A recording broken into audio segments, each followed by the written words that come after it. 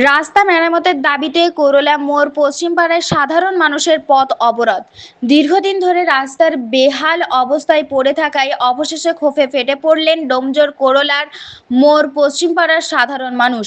রাস্তা মেরামতের দাবিতে আজ স্থানীয় বাসিন্দারা পথ অবরোধ করে বিক্ষোভ দেখান। স্থানীয় বাসিন্দাদের অভিযোগ, দীর্ঘদিন ধরে রাস্তার অবস্থা খারাপ। এই সমস্যা নিয়ে বারবার উচ্চপদস্থ আধিকারিকদের কাছে জানানো হলেও এখনো পর্যন্ত কোনো স্থানীয় সমাধান হয়নি। তাই বাধ্য হয়ে আজ তারা রাস্তায় নেমে পথ অবরোধ করেন। এই পথ অবরোধে পুরুষ ও মহিলারা সম্মিলিতভাবে অংশ নেন।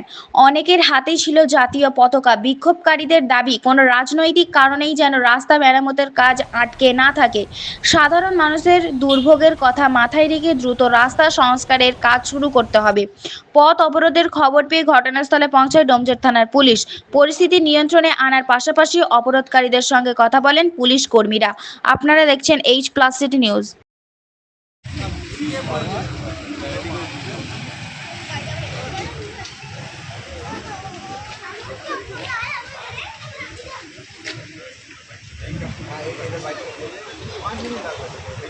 আপনি আলাদা, আমি মেয়েদের বাইকটা নিয়ে নিচ্ছি, আপনি আলাদা এইখানটাই ঠিক আছে।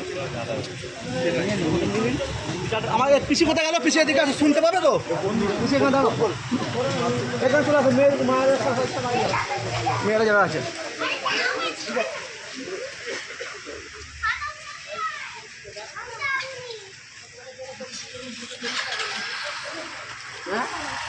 सात 2026 respectively, since the road is being construction by WBSRT under Rural Road 2025 or Pathashree, এটা পথশ্রী পরিকল্পনা দেখুন 4 scheme. You are requested to look into the matter and return a report. এবং এটা বলছে দেখুন, return a report to the district magistrate Howrah with a copy of to the undersigned. দেখুন এখানে দেখুন কপি টু লেখা আছে, ডিস্ট্রিক্ট ম্যাজিস্ট্রেট হাওড়া সঞ্জিত জানা, village and post reporter address.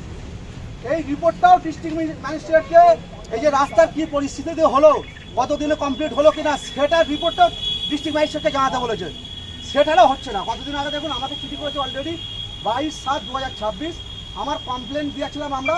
আর আজকে এই যে রাস্তাটা অবরোধ হচ্ছে, এটার কারণ হচ্ছে এই যে আমাদের নিরকলা বাসস্ট্যান্ড থেকে করলা বাজার এবং এখান থেকে আমাদের নিরকলা থেকে পশ্চিমপাড়া একটা ধুলোগড় যাওয়ার রাস্তা আছে। এই রাস্তাটা কনস্ট্রাকশনের কাজ চলছিল, বর্তমানে এটা আন্ডার কনস্ট্রাকশনের মধ্যে আছে।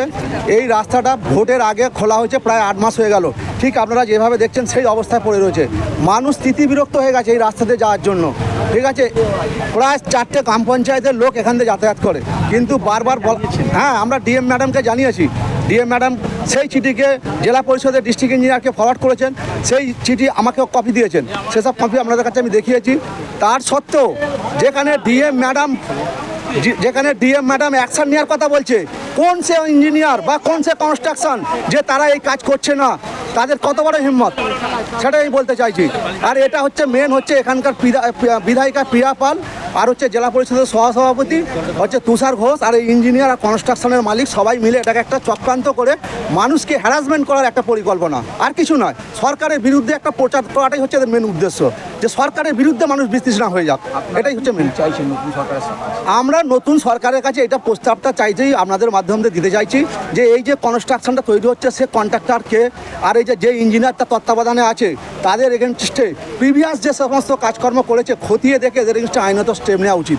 কারণ এই যে মানুষকে হ্যারাসমেন্ট করা, ওনাদের কোনো রাইট নেই। 8 মাস ধরে আজকে আমরা এই অবস্থা করে আছি। এটাই হচ্ছে আমাদের নতুন সরকারের কাছে আবেদন, যে আপনারা এই ডিস্ট্রিক্ট ইঞ্জিনিয়ারের যে সরকার আসার পরে কোনো আবেদন জানিয়েছি, নতুন সরকারের আসার পরেই আবেদন জানিয়েছি। সেই আবেদন ডিস্ট্রিক্ট ডিএম স্যারকে আমরা জানিয়েছিলাম, সেই আবেদন আমাদের কাছে এসছে। যেহেতু আমি কমপ্লেনার ছিলাম, আমাদের গ্রামের লোক সবাই কমপ্লেনার ছিল। কি রাজনৈতিক কারণে রাস্তা? এটা একটা রাজনৈতিক কারণ, মানে দেখাচ্ছে রাজনৈতিকরণই আছে। কারণ যেহেতু এখানকার টিএমসি মেম্বার ভোটের আগে প্রচার করেছিলেন যে যদি না টিএমসিকে ভোট দাও তাহলে এই রাস্তার কোনোদিনও হবে না, সেটাই ওরা দেখাতে চাইছে যে দেখো টিএমসিকে ভোট দাওনি, সরকার চেঞ্জ হয়ে গেছে, তাহলে অবস্থাটা দেখো কি অবস্থা তোমরা দাঁড়িয়ে। এখন কি টিএমসি এই রাস্তাকে বন্ধ করে রেখেছে মনে হচ্ছে? হ্যাঁ, টিএমসিকে বন্ধ করে রেখেছে। যদি বলেন কেন, কারণ হচ্ছে এখানকার বিধায়িকা প্রিয়া পাল, জেলা পরিষদের সভাপতি আর সহসভাপতি হচ্ছে তুষার ঘোষ, সে হচ্ছে টিএমসির।